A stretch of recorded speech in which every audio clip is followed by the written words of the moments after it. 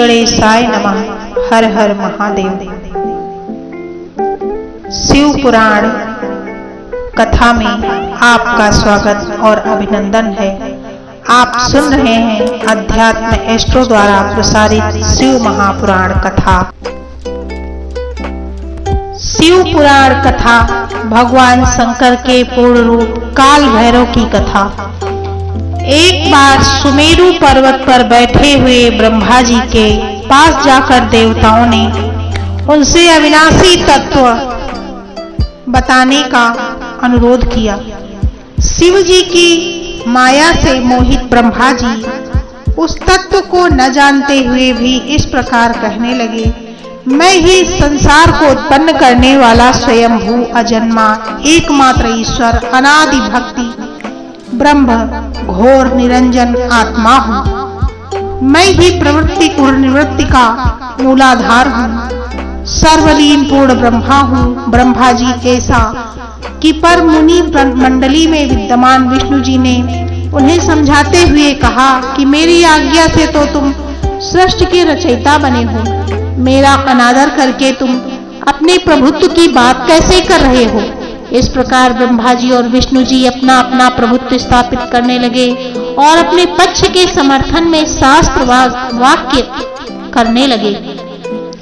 अतः वेदों से पूछने का निर्णय हुआ तो स्वरूप धारण करके आए चारों वेदों ने क्रमशः अपना मत इस प्रकार प्रकट किया। ऋग्वेद, जिसके भीतर समस्त भूत निहित हैं तथा जिससे सब कुछ प्रवृत्त होता है और जिसे परम तत्व कहा जाता है, वह एक रुद्र रूप ही है। यजुर्वेद, जिसके द्वारा हम वेद भी प्रमाणित होते हैं तथा जो ईश्वर के संपूर्ण यज्ञों तथा योगों से भजन किया जाता है, सबका दृष्टा वह एक शिव ही है। सामवेद, जो समस्त संसारी जनों को भरमाता है, जिसे योगी जन ढूंढते हैं और जिसकी भांति से सारा संसार प्रकाशित होता है, वे एक त्रयंबक शिव जी ही हैं। अथर्ववेद ने कहा कि जिसकी भक्ति से साक्षात्कार होता है, जो सबका सुख और दुख अतीत अनादि ब्रह्म है, वे केवल एक शंकर ही है। विष्णु ने वेदों के इस कथन को प्रताप बताते हुए नित्य शिवा से रमण करने वाले दिगंबर पीतवर्ण धूलि धूसरित प्रेमनाथ कुवेटाधारी सर्वावेष्टित वृषणवाही निःसंग शिव जी को परम ब्रह्म मानने से इनकार कर दिया। ब्रह्मा विष्णु विवाद को सुनकर ओंकार ने शिव जी की ज्योति नित्य और सनातन परम ब्रह्म बताया, परंतु फिर भी शिव माया से मोहित ब्रह्मा विष्णु की बुद्धि नहीं बदली। उस समय दोनों के मध्य आदि अंत रहित एक ऐसी विशाल ज्योति प्रकट हुई जिसमें ब्रह्मा का पंचम सिर जलने लगा।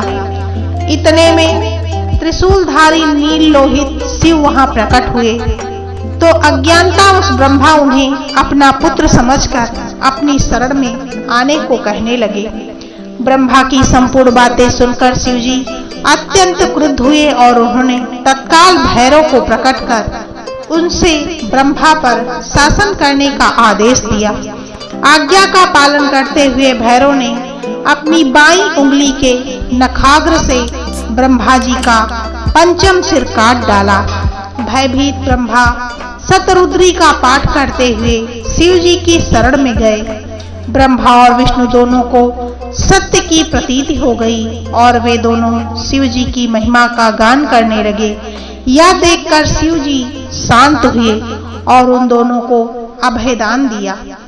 इसके उपरांत शिव जी ने उनके भीषण होने के कारण भैरव और काल को भी भयभीत करने वाला होने के कारण काल भैरव तथा भक्तों के पापों को तत्काल नष्ट करने वाला होने के कारण पाप भक्षक नाम देकर उन्हें काशीपुरी का अधिपति बना दिया।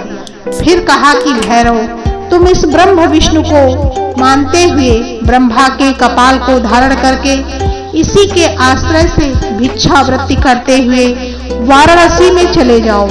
वहां उस नगरी के प्रभाव से तुम ब्रह्म हत्या के पाप से मुक्त हो जाओगे। शिव जी की आज्ञा से भैरव जी हाथ में कपाल लेकर ज्यों ही काशी की ओर चले, ब्रह्म हत्या उनके पीछे पीछे हो चली। विष्णु जी ने उनकी स्तुति करते हुए उनसे अपने को उनकी माया से मोहित न होने का वरदान मांगा।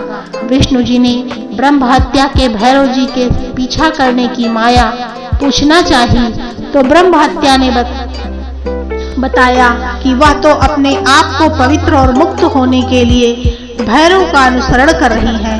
भैरव जी ज्यों ही काशी पहुंचे त्यों ही उनके हाथ में चिमटा और कपाल छूटकर पृथ्वी पर गिर गया। तब से उस स्थान का नाम कपाल मोचन तीर्थ पड़ गया। इस तीर्थ में जाकर सविधि पिंडदान और देव पितृ तर्पण करने से मनुष्य ब्रह्म हत्या के पाप से निवृत्त हो जाता है। इस प्रकार काल भैरव जी का जन्म हुआ और यह काल भैरव की कथा पूर्ण हुई। शिव पुराण कथा। पार्वती का विवाह। दक्ष प्रजापति की कई पुत्रियां थीं। सभी पुत्रियां गुणवती थीं, फिर भी दक्ष के मन में संतोष नहीं था।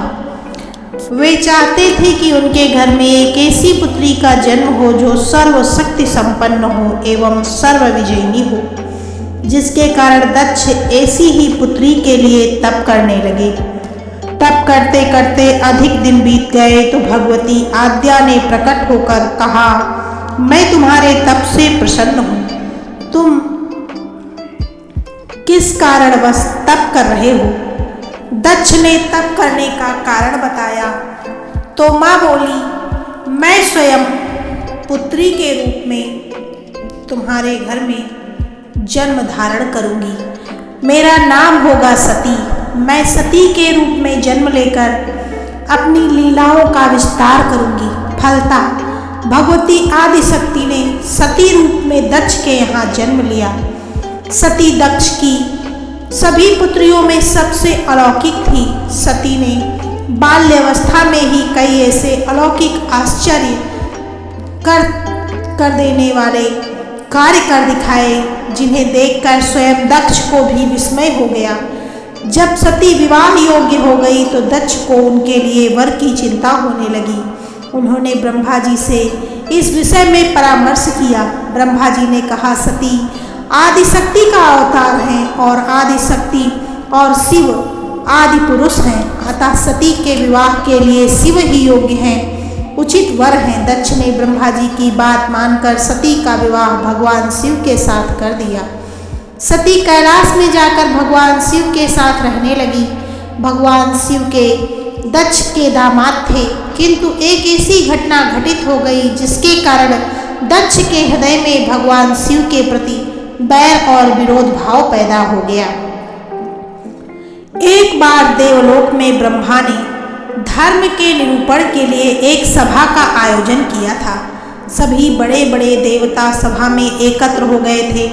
भगवान शिव भी इस सभा में बैठे थे। सभा मंडप में दक्ष का आगमन हुआ। दक्ष के आगमन पर सभी देवता उठकर खड़े हो गए, पर भगवान शिव खड़े नहीं हुए। उन्होंने दक्ष को प्रणाम भी नहीं किया। फलतः दक्ष ने अपमान का अनुभव किया। केवल यही नहीं, उनके हृदय में भगवान शिव के प्रति ईर्ष्या की आग भी जल उठी। वे उनसे बदला लेने के लिए समय और अवसर की प्रतीक्षा करने लगे। एक बार सती और शिव कैलाश पर्वत पर बैठे हुए परस्पर वार्तालाप कर रहे थे। उसी समय आकाश मार्ग से कई विमान कनखल की ओर जाते हुए दिखाई पड़े। सती ने उन विमानों को देखकर भगवान शिव से पूछा, हे प्रभु, सभी विमान किसके हैं और कहाँ जा रहे हैं? भगवान शंकर ने उत्तर दिया, आपके पिता ने बहुत बड़े यज्ञ का आयोजन किया है। समस्त देवता और देवांगनाएं इन अपने अपने विमानों पर बैठकर उसी यज्ञ में सम्मिलित होने के लिए जा रहे हैं। इस पर सती ने दूसरा प्रश्न किया, क्या मेरे पिता ने आपको यज्ञ में सम्मिलित होने के लिए नहीं बुलाया? भगवान शंकर ने उत्तर दिया, आपके पिता मुझसे बैर रखते हैं, फिर वे मुझे क्यों बुलाने लगे? सती मन ही मन सोचने लगी, फिर बोली, यज्ञ की इस अवसर पर अवश्य मेरी सभी बहनें आएंगी। उनसे मिले हुए बहुत दिन बीत गए हैं। यदि आपकी अनुमति हो तो मैं भी अपने पिता के घर जा सकती हूँ। यज्ञ में सम्मिलित हो लूँगी और बहनों से भी मिलने का अवसर मिलेगा। भगवान शिव ने उत्तर दिया, इस समय वहाँ जाना उचित नहीं होगा। आपके पिता मुझसे जलते हैं। हो सकता है वे आपका भी अपमान करें। बिना बुलाए किसी के घर जाना उचित नहीं होता। इस पर सती ने प्रश्न किया, ऐसा क्यों? भगवान शिव ने उत्तर दिया, विवाहिता लड़की को बिना बुलाए पिता के घर नहीं जाना चाहिए, क्योंकि विवाह हो जाने पर लड़की अपने पति की हो जाती है। पिता के घर से उसका संबंध टूट जाता है। लेकिन सती पीहर जाने के लिए हठ करने लगी। अपनी बात बार बार दोहराती रही। उनकी इच्छा देखकर भगवान शिव ने पीहर जाने की अनुमति दे दी। उनके साथ अपना एक गढ़ भी साथ में भेज दिया। उस गढ़ का नाम वीरभद्र था। सती वीरभद्र के साथ अपने पिता के घर गई। घर में सती से किसी ने भी प्रेम पूर्वक वार्तालाप नहीं किया। दक्ष ने उन्हें देखकर कहा, तुम यहाँ क्या करने आई हो? मेरा अपमान कराने आई हो? अपनी बहनों को तो देखो, वे किस प्रकार भांति भांति के अलंकारों और सुंदर वस्त्रों से सुसज्जित हैं। तुम्हारे शरीर पर मात्र बाघंबर है। तुम्हारा पति शमशानवासी और भूतों का नायक है। वह तुम्हें बाघंबर छोड़कर और क्या ही पहना सकता है। दक्ष के कसन से सती के हृदय में पश्चाताप का सागर उमड़ पड़ा। वे सोचने लगी कि उन्होंने यहाँ आकर अच्छा नहीं किया। भगवान ठीक ही कह रहे थे, बिना बुलाए पिता के घर भी नहीं जाना चाहिए। पर अब क्या हो सकता है? अब तो यहाँ आ ही गई हूँ। पिता के कटु और अपमानजनक शब्दों को सुनकर भी सती मौन रही। उस यज्ञ मंडल में गई जहाँ सभी देवता और ऋषि मुनि बैठे थे तथा यज्ञ कुंड में धू धू करती जलती हुई अग्नि में आहुतियाँ डाली जा रही थी। सती ने यज्ञ मंडप में सभी देवताओं के तो भाग देखे, किंतु भगवान शिव का भाग नहीं देखा। वे भगवान शिव का भाग न देखकर अपने पिता से बोली, पिता पितृश्रेष्ठ, यज्ञ में तो सबके भाग दिखाई पड़ रहे हैं, किंतु कैलाशपति का भाग नहीं है। आपने उनका भाग क्यों नहीं रखा? दक्ष ने गर्व से उत्तर दिया, मैं तुम्हारे पति शिव को देवता नहीं समझता। वह तो भूतों का स्वामी है, नग्न रहने वाला, हड्डियों की माला धारण करने वाला। वह देवताओं की पंक्ति में बैठने योग्य नहीं है। उसे कौन भाग देगा? सती के नेत्र लाल हो उठे। उनकी भौहें कुटिल हो गईं। उनका मुखमंडल प्रलय के सूर्य की भांति तेजोदीप्त हो उठा। उन्होंने पीड़ा से तिलमिलाते हुए कहा, ओह, मैं इन शब्दों को कैसे सुन रही हूँ? मुझे धिक्कार है। देवताओं, तुम्हें भी धिक्कार है। तुम भी उन कैलाशपति के लिए इन शब्दों को कैसे सुन रहे हो, जो मंगल के प्रतीक हैं और जो क्षण मात्र में संपूर्ण सृष्टि को नष्ट करने की शक्ति रखते हैं। वे मेरे स्वामी हैं। नारी के लिए उनका पति ही स्वर्ग होता है। जो नारी अपने पति के लिए अपमानजनक शब्दों को सुनती है, उसे नरक में जाना पड़ता है। पृथ्वी सुनो, आकाश सुनो, देवताओं तुम भी सुनो। मेरे पिता ने मेरे स्वामी का अपमान किया है। मैं अब एक क्षण भी जीवित नहीं रहना चाहती। सती अपने कथन को समाप्त करती हुई यज्ञ के कुंड में कूद पड़ी। जलती हुई आहुतियों के साथ उनका शरीर भी जलने लगा। यज्ञ मंडप में खलबली पैदा हो गई। हाहाकार मच गया। देवता उठकर खड़े हो गए। वीरभद्र क्रोध से कांप उठे। वे उछल उछल कर यज्ञ का विध्वंस करने लगे। यज्ञ मंडप में भगदड़ मच गई। देवता और ऋषि मुनि भाग खड़े हुए। वीरभद्र ने देखते ही देखते दक्ष का मस्तक काटकर फेंक दिया। यह समाचार भगवान शिव के कानों में पड़ा। वे प्रचंड आंधी की भांति कनखल जा पहुँचे। सती के जले हुए शरीर को देखकर भगवान शिव ने अपने आप को ही भूल गए। सती के प्रेम और उनकी भक्ति से शंकर के मन को व्याकुल कर दिया। उन शंकर के मन को व्याकुल कर दिया। उन्होंने काम पर भी विजय प्राप्त कर ली थी और जो सारी सृष्टि को नष्ट करने की क्षमता रखते थे, वे सती के प्रेम में खो गए, बेसुध हो गए। भगवान शिव ने उन्मत्त की भांति सती के जले हुए शरीर को कंधे पर रख लिया। वे सभी दिशाओं में भ्रमण करने लगे।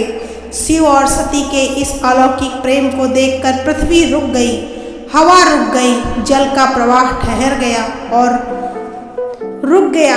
देवताओं की सांसें, सृष्टि व्याकुल हो उठी। सृष्टि के प्राणी पुकारने लगे, पाहि माम। भयानक संकट उपस्थित देखकर सृष्टि के पालक भगवान विष्णु आगे बढ़े।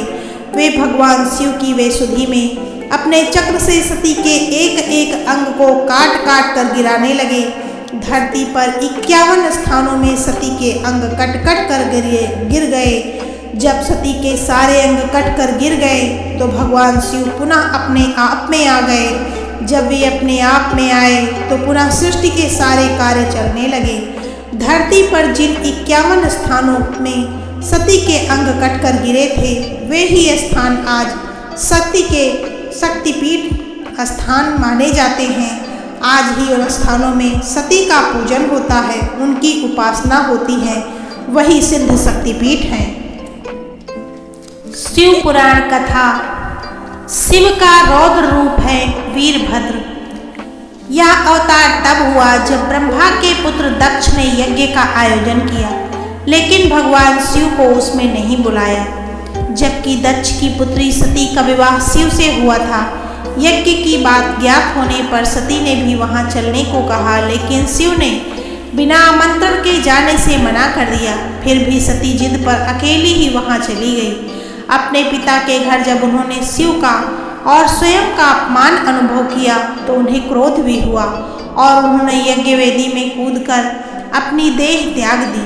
जब भगवान शिव को यह पता हुआ तो उन्होंने क्रोध में अपने सिर से एक जटा उखाड़ी और उसे रोषपूर्वक पर्वत के ऊपर पटक दिया। उस जटा के पूर्व भाग से महाभयंकर वीरभद्र प्रकट हुए। शास्त्रों में भी इसका उल्लेख है।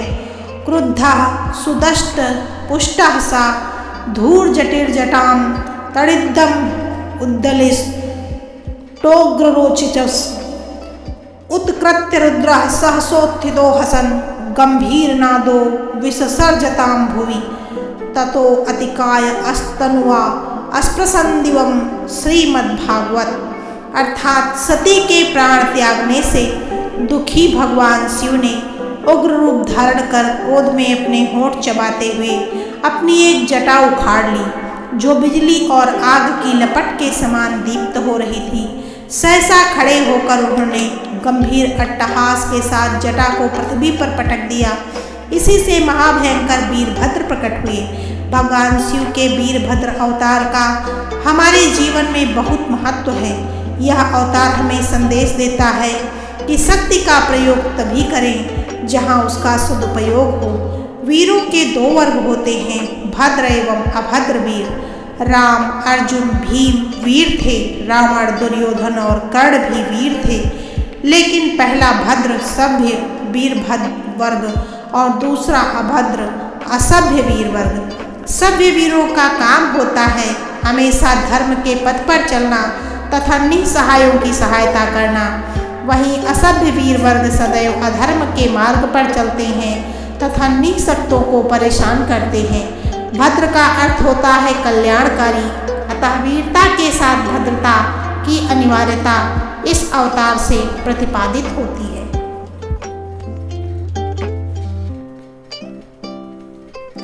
इस प्रकार वीरभद्र का अवतार हुआ।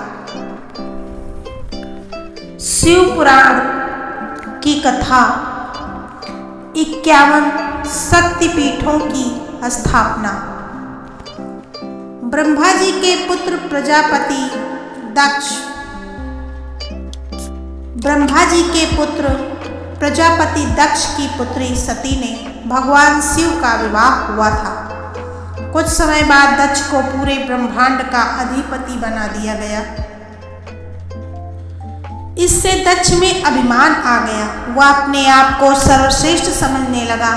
एक यज्ञ में भगवान शिव द्वारा खुद को प्रणाम न करने पर दक्ष ने उन्हें अनेक अपशब्द कहे। दक्ष ने शिव को श्राप दिया कि उन्हें देव यज्ञ में उनका हिस्सा नहीं मिलेगा। यह सुनकर नंदी ने भी दक्ष को श्राप दिया कि जिस मुख से वह शिव निंदा कर रहा है वह बकरे का हो जाएगा। कुछ समय बाद दक्ष ने एक भव्य यज्ञ का आयोजन किया। उसमें सभी देवी देवताओं को बुलाया गया, पर अभिमानी दक्ष ने शिव जी को उस यज्ञ में बहिष्कृत कर दिया।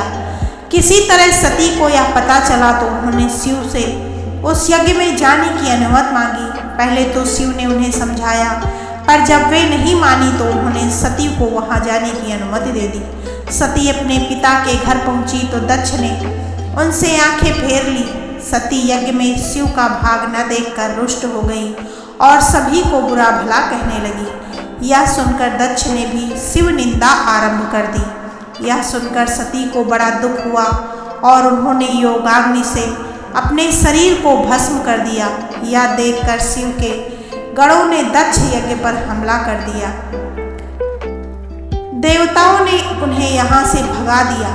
वे शिव के पास गए और सारी घटना सुना दी। यह सुनकर शिव को बड़ा क्रोध आया। उन्होंने अपनी एक जटा को उखाड़कर जमीन पर मारा, जिससे वीरभद्र और भद्रकाली प्रकट हुए। शिव ने उन दोनों को दक्ष का यज्ञ विध्वंस करने की आज्ञा दी। उन्होंने पल भर में ही दक्ष का यज्ञ विध्वंस कर डाला और वीरभद्र ने दक्ष का सिर काटकर उसे यज्ञ कुंड में फेंक दिया। यह देखकर देवताओं में हड़कंप मच गया और उन्होंने शिव स्तुति प्रारंभ कर दी। उनकी स्तुति उन्होंने सभी को जीवन दान दे दिया और दक्ष के शरीर पर बकरे का सिर लगकर उसे भी जीवित कर दिया। बाद में शिव की अनुमति से दक्ष ने अपना यज्ञ पूरा किया।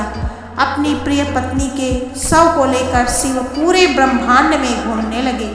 उनके प्रताप से सारी सृष्टि जलने लगी। तब विष्णु ने अपने सुदर्शन चक्र से सती के शरीर के 51 टुकड़े कर दिए।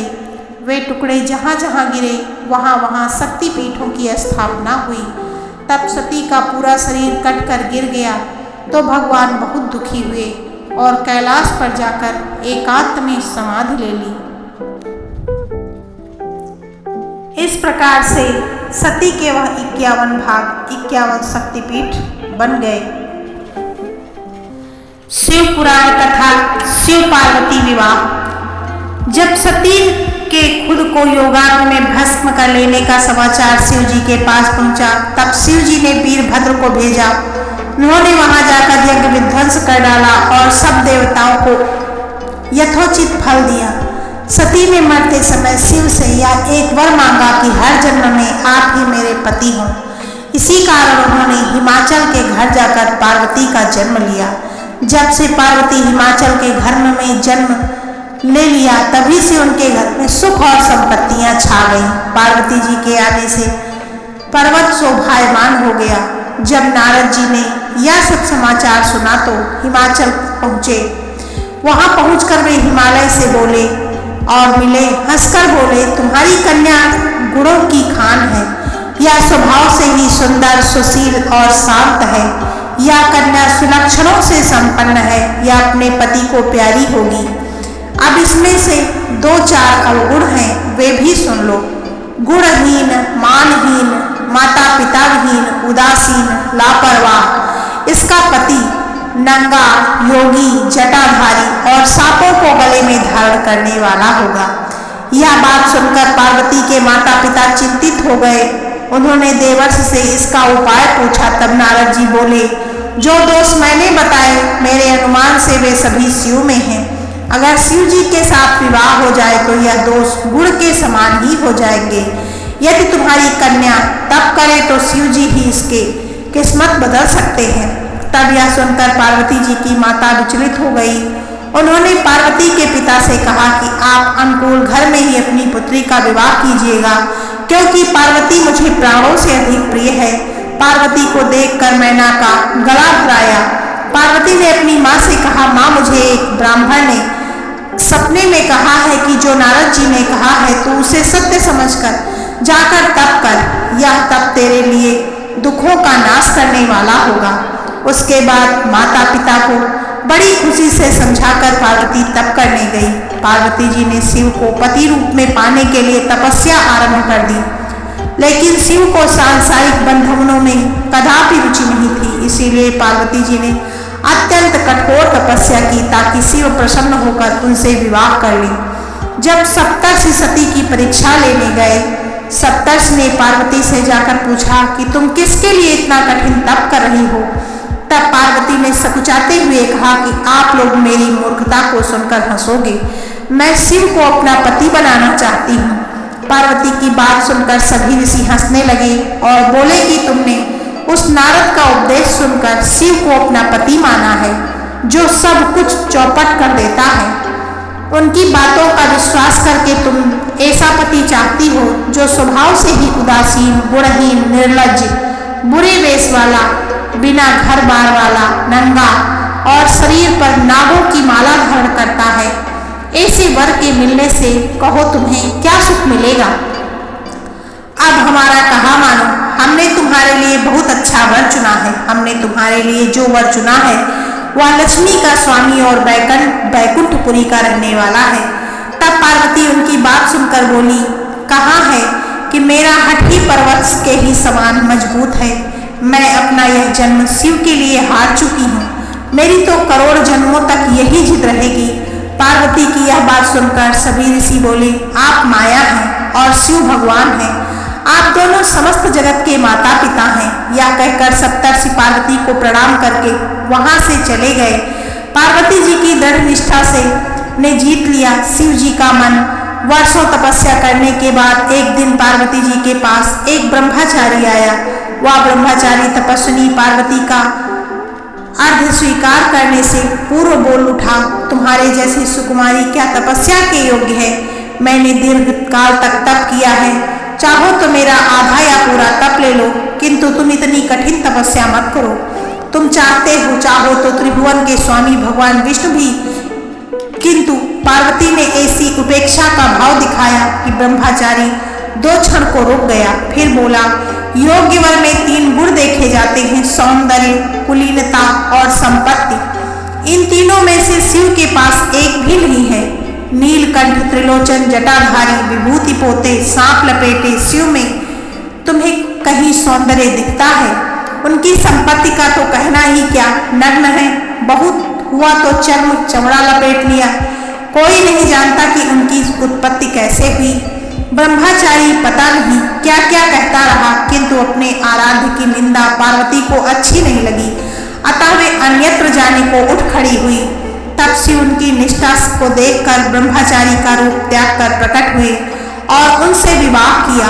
जहाँ दृढ़ लगन, कष्ट सहने का साहस और अटूट आत्मविश्वास होता है, वहाँ लक्ष्य की प्राप्ति अवश्य होती है। इस प्रकार शिव पुराण की यह कथा पूर्ण हुई।